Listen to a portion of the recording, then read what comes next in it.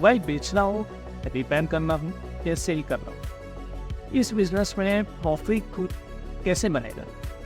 इसमें प्रॉफिट तब बनेगा जब कस्टमर से आप बॉन्डिंग कराओ। इसको बिजनेस को नहीं बनाना है, आपको कस्टमर तो बनाए। वो कैसे, मैं आपको बताता हूँ। कोई कस्टमर आपकी शॉप पर आया मोबाइल खरीदने के लिए, अब कंपनी की तरफ से आपको मोबाइल ही मिलता है। पहले चार्जर मिलता था, अभी वो भी नहीं मिलता है।